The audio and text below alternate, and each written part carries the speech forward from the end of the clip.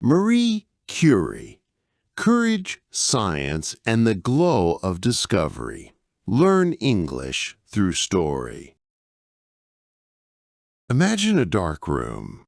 Now imagine a tiny bottle glowing softly in the night.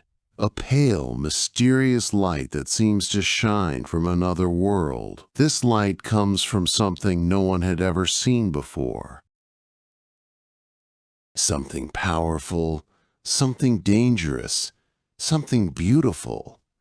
And behind this discovery stands a woman with quiet eyes, steady hands, and a heart full of courage. A woman who broke rules. A woman who chased truth. A woman who changed science forever. This is the story of Marie Curie, the woman of light, the woman of strength, the woman who never stopped learning. Let's begin our journey. Learn English through her incredible story. The year is 1903. It is late at night in a small, cold laboratory in Paris. Marie Curie sits at a wooden table, her dark hair tied back, her hands covered in dust and chemicals. She looks tired but determined. On the table lies a small glass tube. Inside it, a faint, magical light glows. Marie stares at it, her eyes shining with wonder. "This light," she whispers, "comes from something deep inside matter itself." She lifts the tube carefully, as if holding a newborn star. Her husband, Pierre Curie, enters the room and stands beside her. "You've done it," he says softly. They both know this discovery will change everything. But they do not know how much it will cost them. The glowing light is beautiful, but also dangerous. Still, Marie smiles. "It is worth it," she says, "for science, for knowledge, for the world."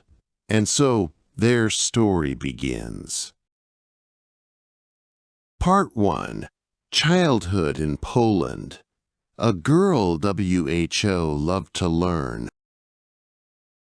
Marie Curie was not born in France.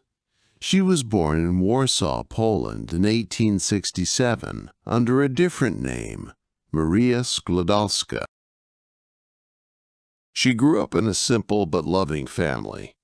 Her father was a teacher who loved mathematics and physics. Her mother was a school director who loved education. Maria loved both. From a young age, she showed a special hunger for learning. While other children played outside, Maria sat with books, big, heavy books, reading for hours. Her siblings sometimes joked, "Maria, you read more than all of us combined." But Maria did not mind. Books felt like doors. Science felt like magic. Learning felt like freedom. A country without freedom. But life in Poland was not easy. At that time, Poland was controlled by Russia. Polish language was banned. Polish history was banned. Polish schools were watched by Russian officers.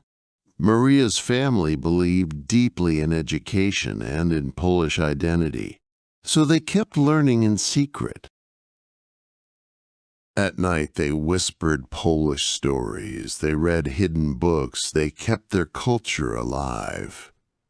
Maria felt this very deeply. She once said, "We learned in silence, but our silence was full of hope." A childhood marked by loss. When Maria was only 10, tragedy struck. Her mother, whom she loved with all her heart, died of tuberculosis. Maria was devastated. She began to study even harder, almost too hard, as if learning could fill the empty space in her heart. Her father tried his best to comfort her. He told her, "You are strong, Maria. Use your mind. Use your education.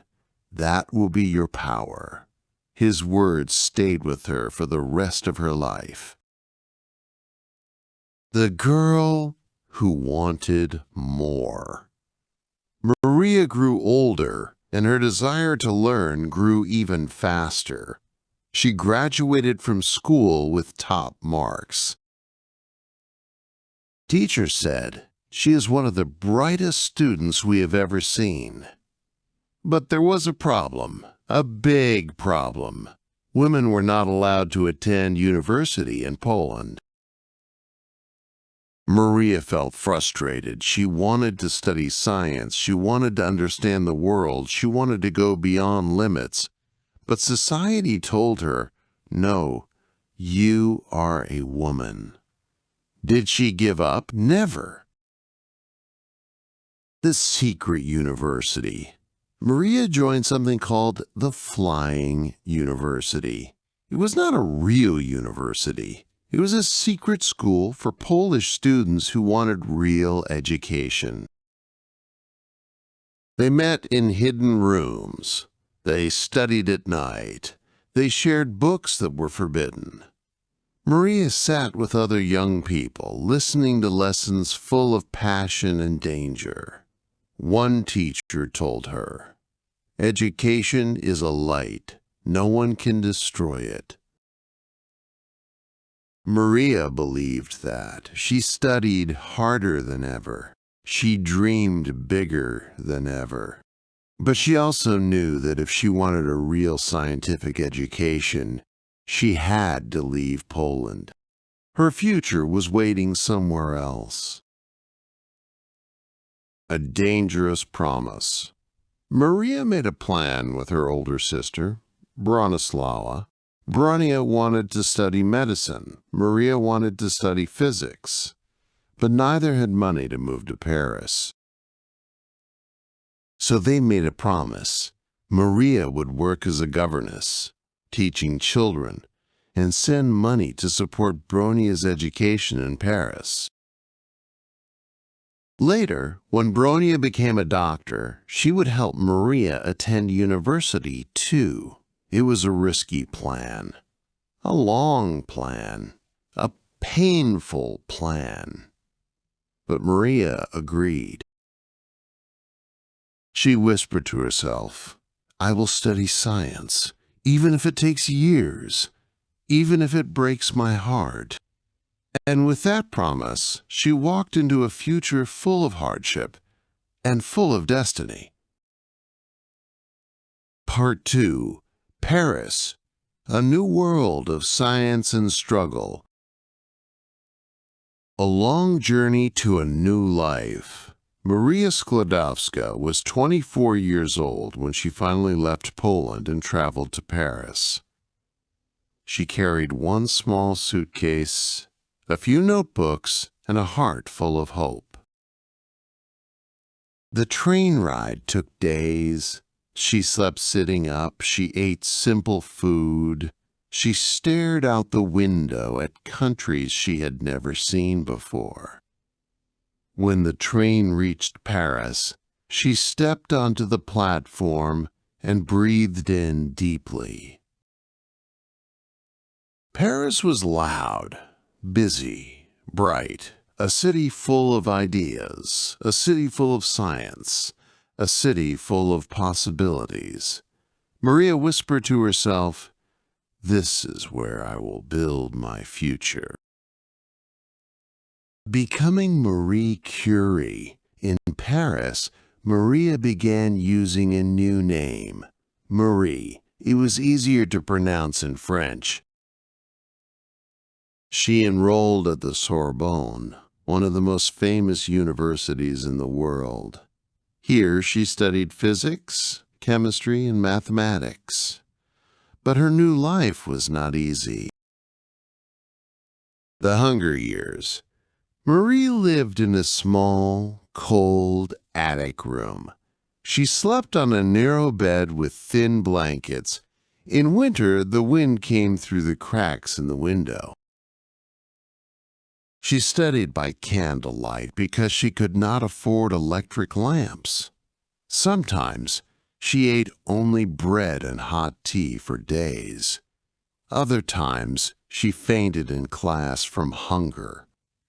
But she never complained. She said, "I was like a plant that needed light. Science was that light." When her classmates went to cafes, she stayed in the library. When others rested, she studied. Books became her friends. Science became her breath. A mind that would not give up. Marie took exams that were extremely difficult, even for native French students, but she worked with fierce determination. She studied late into the night, wrapped in a winter coat to stay warm. Her hands were often numb from the cold, but she kept turning the pages of her textbooks. And in 1893, something extraordinary happened.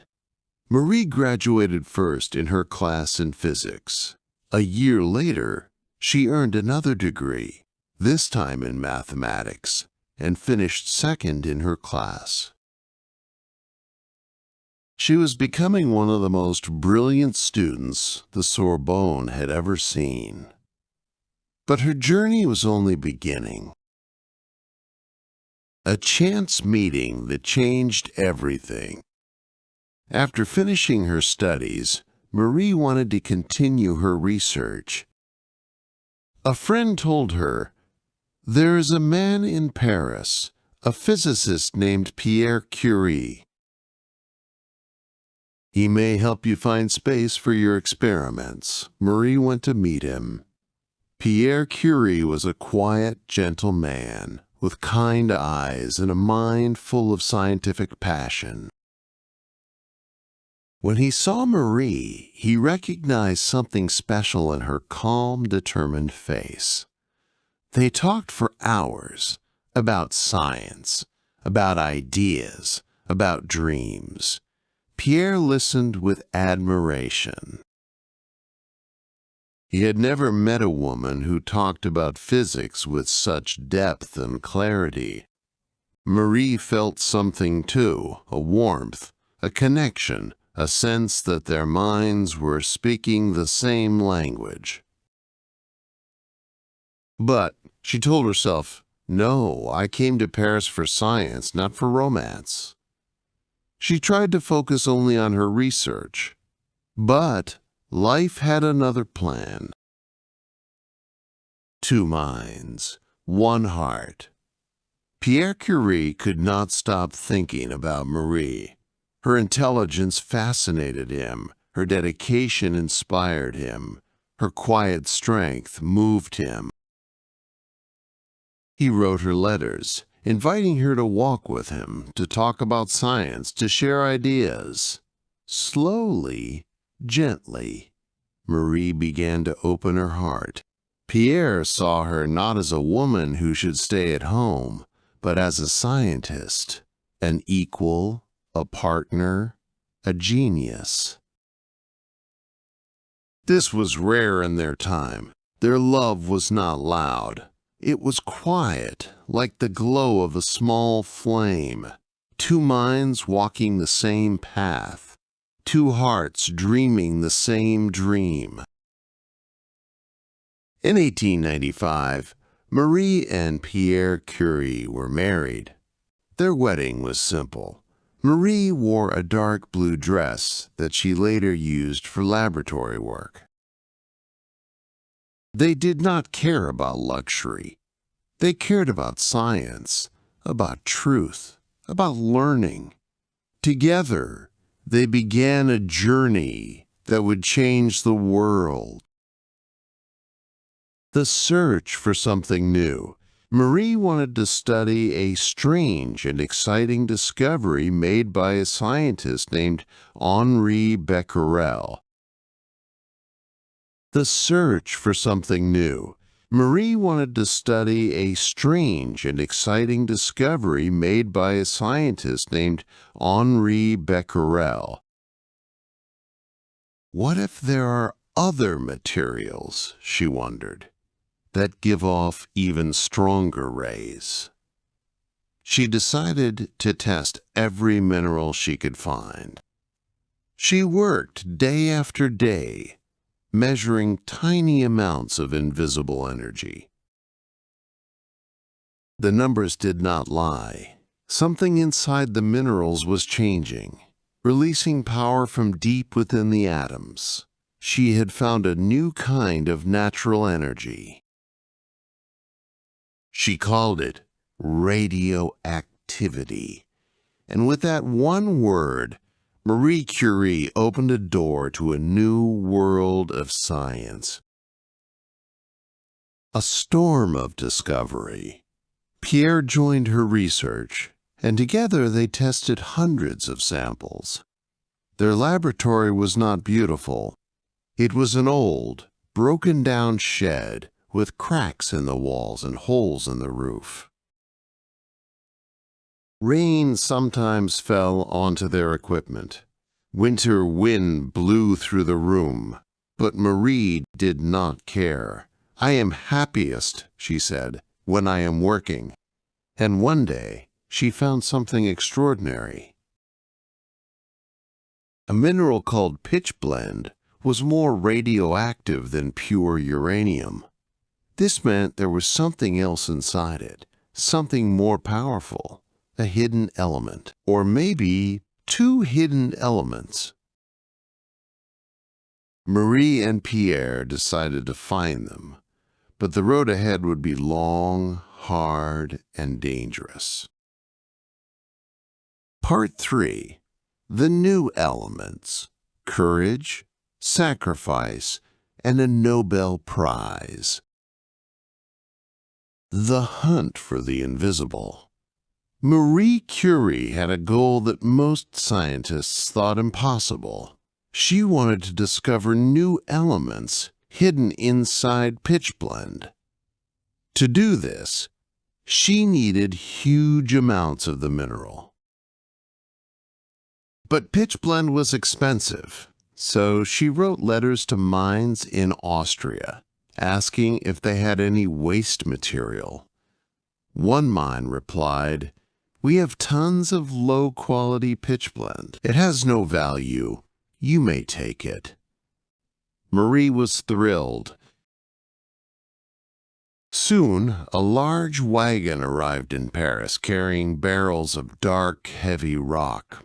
People walking by asked, "What will she do with all this garbage?" Marie simply smiled. Inside this garbage she believed was something precious, something the world had never seen. The hardest laboratory in Paris. Marie and Pierre moved their project into an old, dusty shed. It was terribly cold in winter and unbearably hot in summer. Rain fell through the roof. There was no ventilation.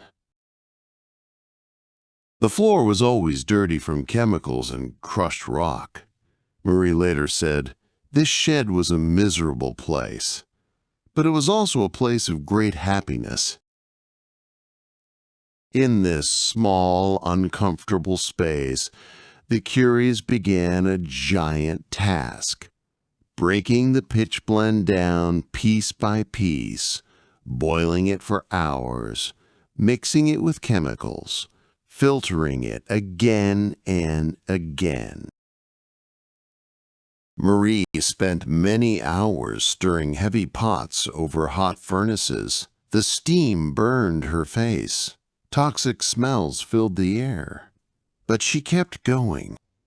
She once told Pierre, "Even if we suffer, the truth we discover will last forever." The first new element, polonium. After months of testing, Marie noticed something unusual. One fraction of the pitchblende was much more radioactive than the others. She checked it again, then again. The numbers were clear. There was a new element. Marie named it polonium, after her beloved homeland, Poland, a land still under oppression. It was her quiet way of honoring her country. When she told Pierre, he hugged her tightly. "You have discovered something the world has never known." But Marie was not finished. There was still something else inside the pitchblende. Something even stronger. The second new element, radium. For more than a year, Marie and Pierre worked day and night. They boiled tons of pitchblende. They processed thousands of samples. Their hands cracked from the chemicals. Their clothes smelled of smoke and metal. Their bodies were tired. But then, one winter evening, they saw something incredible. In a small dish, a faint blue-green light glowed softly in the dark laboratory. Pierre whispered, "Marie, look!" They stared at the light, speechless. The substance glowed as if holding a tiny star. They had discovered a second new element, radium. Marie wrote in her notebook, "Radium, something new, something powerful, something alive." What she did not know was that radium was incredibly dangerous. But in that moment, all she saw was beauty. The scientific world reacts. Marie Curie had done something remarkable. She had discovered a new property of matter, radioactivity, a new scientific field, radiation science, two new elements, polonium and radium. And she did it in a broken-down shed with the simplest equipment. Scientists from around the world were amazed. One said, "She has opened a door to a new universe." Another said, "Madame Curie has changed science forever." But Marie did not enjoy fame. She was shy. She preferred her laboratory. She once said, "I am only a worker. The work is important, not the person." Even so, the world wanted to honor her. The first Nobel Prize. In 1903, Marie Curie received a message from the Swedish Academy. Marie Curie, Pierre Curie, and Henri Becquerel had won the Nobel Prize in Physics for their work on radioactivity. Marie became the first woman ever to win a Nobel Prize, the first woman to be honored in physics. When she heard the news, Marie was silent for a long time. Pierre said, "You deserve this, Marie."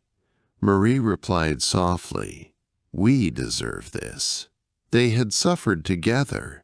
Endless work, poor conditions, dangerous materials. And now, their efforts were recognized. Pierre said, "You deserve this, Marie." Marie replied softly, "We deserve this." They had suffered together. Endless work, poor conditions, dangerous materials, and now their efforts were recognized. Yet Marie continued to work in the same old shed. She said, "The laboratory is my home." A storm in the sky. Even with success, danger was rising. Radium and polonium were mysterious and powerful. Marie and Pierre handled them daily, with no gloves, no masks, no protection. Their hands burned, their fingers cracked. They felt tired more often. Sometimes Marie noticed small glowing spots on her clothes at night. She thought it was beautiful. She didn't know it was deadly. Their bodies were slowly being hurt by the elements they had discovered, but Marie refused to stop. She said, "Nothing in life is to be feared. It is only to be understood." A love built on science. Marie and Pierre were partners in every sense. They worked together, they dreamed together, they encouraged each other. Their love was quiet and simple. When they took breaks, they walked through Paris hand in hand, talking about ideas. Pierre would say, "You must be proud, Marie. You have changed the world." Marie always replied, "We have changed it together." But their time together would not last forever. A great tragedy was waiting ahead, and Marie Curie would soon face the darkest moment of her life. Part 4. Love, Loss, and the Woman. WHO stood back up. The day everything changed. Marie Curie's life was full of quiet dedication. Every morning she kissed Pierre, tied her hair back, and walked to the laboratory to continue their work. But one spring day in 1906, the world suddenly turned dark. Pierre Curie was walking across a busy street in Paris. It was raining. The streets were slippery. A horse-drawn wagon came too fast around a corner. Pierre tried to step aside, but he slipped. The heavy wagon hit him, and in one terrible moment, Marie Curie's partner, her best friend, her love, her other half, was gone. Marie received the news only hours later. She felt the world fall beneath her feet. Her heart broke. Her breath stopped. Her future turned cold. She wrote in her diary, "My Pierre is gone. My life has ended." A house full of silence. The Curie home became quiet. Too quiet. Marie stopped eating. She stopped speaking. She stopped sleeping. Her daughters, Irene and Eve, did not understand why their mother cried every night. Marie tried to stay strong, but grief sat heavy on her shoulders. Friends said, "Take time to rest." But she didn't want rest. She wanted Pierre. She wanted the man who held her hands in the laboratory and said, "We will discover everything together." Now she had to stand by herself. The laboratory that waited. For weeks, Marie did not return to the laboratory. The tools sat untouched. The glass tube stayed cold and silent. The experiments waited in stillness. One afternoon, Marie finally walked back to the old shed. She looked at Pierre's notebook on the table, his last equations, his last ideas, his handwriting. Marie placed her hand over the page and whispered, "I will finish this work for both of us." And that day, Marie Curie began to stand back up. The first woman professor. A few months later, the University of Paris made an announcement that shocked the country. They offered Marie Curie Pierre's old teaching position. No woman had ever been a professor in France. But Marie Curie was not a woman who followed society's rules. She accepted the position. She walked into the lecture hall full of students, mostly men, who had never seen a female professor. Marie stood at the front, her voice shaking slightly. Then she began to speak. She spoke clearly, calmly, brilliantly. She talked about radioactivity, about invisible energy, about the mysteries hidden inside matter. Within minutes, the students stopped whispering. They stopped doubting. They listened. Because in front of them stood not just a woman, but a scientist with a mind sharper than almost anyone alive. Marie Curie was now making history.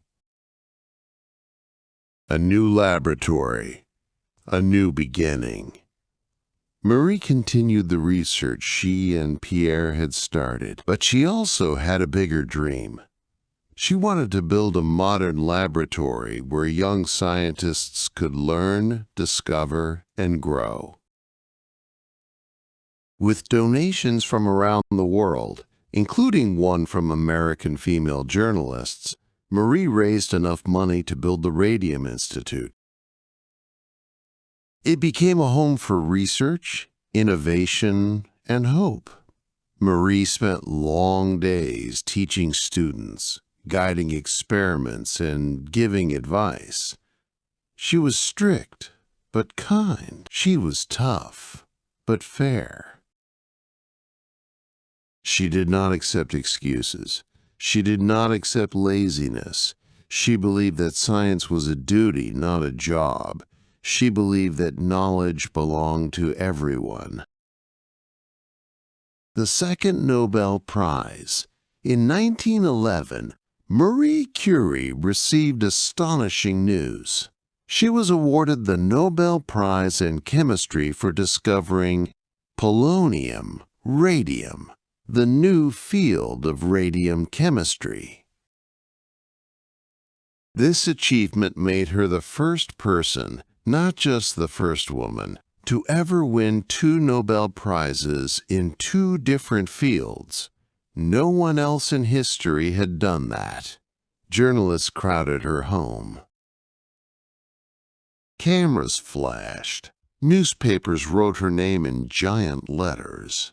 But Marie said simply, "I am honored, but I still have work to do." She cared more about experiments than fame. She cared more about truth than praise. The war that called her. In 1914, World War I began. France was in danger. Hospitals overflowed. Doctors had trouble locating bullets inside wounded soldiers. Marie Curie knew she had to help. So she invented a mobile X-ray unit, a small car with X-ray equipment inside. She called them Petites Curies, or Little Curies. Then she did something even braver. She drove them herself to the battlefield. Bullets flew. Explosions shook the ground. But Marie Curie stood beside soldiers, calm and steady. She took X-ray images to find bullets and broken bones, saving thousands of lives. Her daughter Irene joined her at the front. Mother and daughter worked side by side, 2 bright lights in a dark, violent world. Marie later said, "Science has great beauty, but it must also have purpose." A quiet hero. By the end of the war, Marie Curie was called a hero. But she did not want medals. She did not want applause. She returned to her laboratory. She returned to her students. She returned to her work. Because for Marie Curie, the greatest honor was discovery itself. But soon, her years of exposure to radiation would begin to take a heavy toll. Marie Curie had given her life to science, and science would take something from her in return. Part 5. The Final Light. Sacrifice, Legacy, and a Life that Changed the World. The Hidden Danger. For years, Marie Curie worked closely with radium and polonium. She held glowing test tubes in her hands. She kept samples in her desk drawer. She carried small pieces in her pocket. The Hidden Danger. For years, Marie Curie worked closely with radium and polonium. She held glowing test tubes in her hands. She kept samples in her desk drawer. She carried small pieces in her pocket. She believed they were beautiful, beautiful like moonlight. But no one knew yet how dangerous radioactive materials really were. No gloves, no mask, no protection. Slowly, silently, radiation began to damage Marie's body. A body that grew weak, a spirit that stayed strong. Marie Curie's health began to worsen, but she did not stop teaching. She did not stop researching. She did not stop helping her students. When asked why, she smiled and said, "There is always more to discover." Friends begged her to rest. Doctors told her to retire. But Marie ignored them all. She knew her life was nearing its final chapters. But she also knew that science was her purpose, the reason she kept waking up every morning. So she continued, quietly, bravely, faithfully. A daughter follows the path. Marie's daughter, Irene Curie, grew up in the laboratory. She watched her mother measure chemicals, take notes, and make discoveries. Irene admired Marie deeply, not just as a mother, but as a scientist. As she grew older, Irene became a physicist herself. She worked with her mother on radiation research. Together, they formed a powerful scientific team. Years later, Irene would win her own Nobel Prize, continuing the Curie legacy with honor and brilliance. Marie Curie's love of science did not end with her life. It flowed into the next generation. The Final Journey. In 1934, Marie Curie's health reached a breaking point. Her body, weakened by years of radiation exposure, could no longer recover. Doctors diagnosed her with aplastic anemia, a blood disease caused by radiation. She was taken to a sanatorium in the mountains of France. The air was cold, the room was simple, and Marie was very weak. But she remained calm. She asked for paper and pen one last time. Even in her final days, she wanted to work. She wanted to think. She wanted to discover. On July 4th, 1934, Marie Curie passed away quietly and peacefully. She was 66 years old. The world lost a scientist, a pioneer, a hero.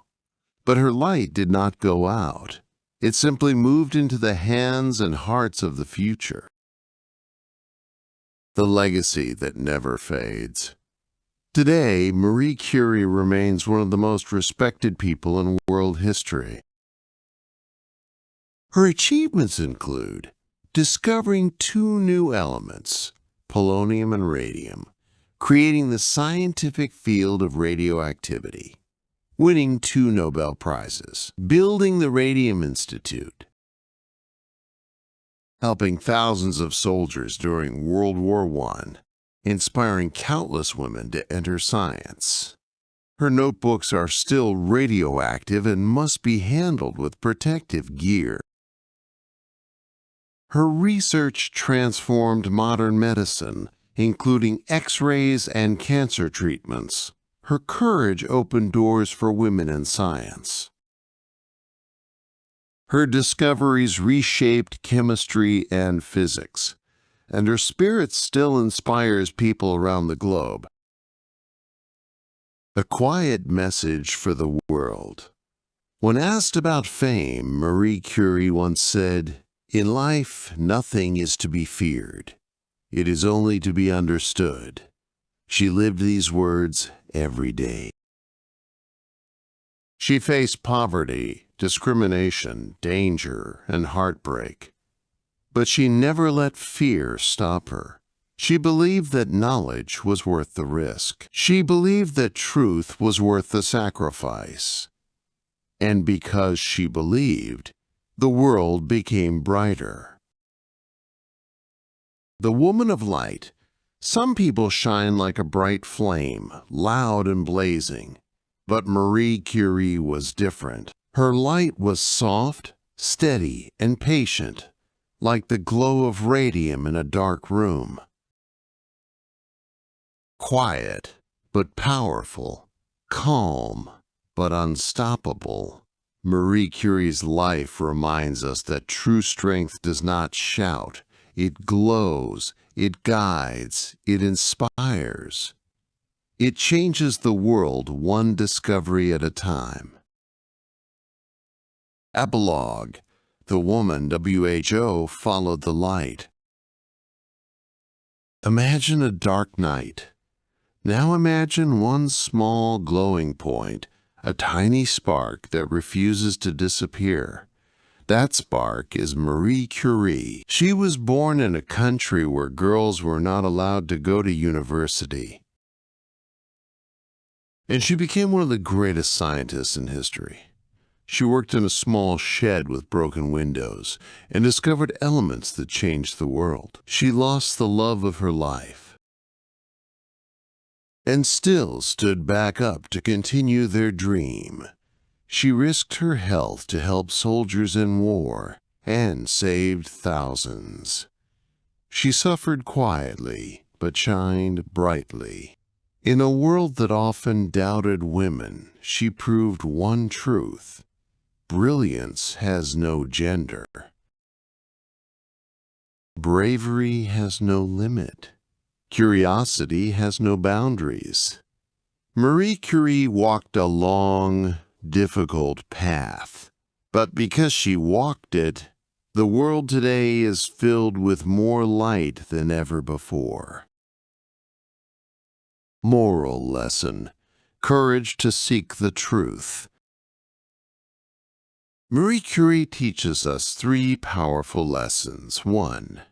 Your beginnings do not decide your future. She grew up poor. She lost her mother. Her country banned higher education. But she kept going. 2. Knowledge is a light that grows. She studied in secret.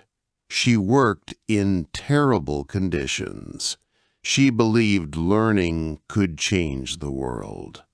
And it did. 3. True courage is quiet. Marie Curie never shouted. She never demanded attention. She simply worked step by step with patience and love. She once said, "We must believe that we are gifted for something." Her life tells us, you do not need to be perfect. You do not need to be loud. You only need to be brave enough to follow your curiosity, and your light will guide others. She once said, "We must believe that we are gifted for something." Her life tells us, you do not need to be perfect. You do not need to be loud. You only need to be brave enough to follow your curiosity, and your light will guide others. Thank you for listening to this story of Marie Curie on LinguaTales. If this story helped you learn English or inspired you, like the video, subscribe to LinguaTales, turn on the notification bell. We read all your comments and love learning with you. See you in the next story.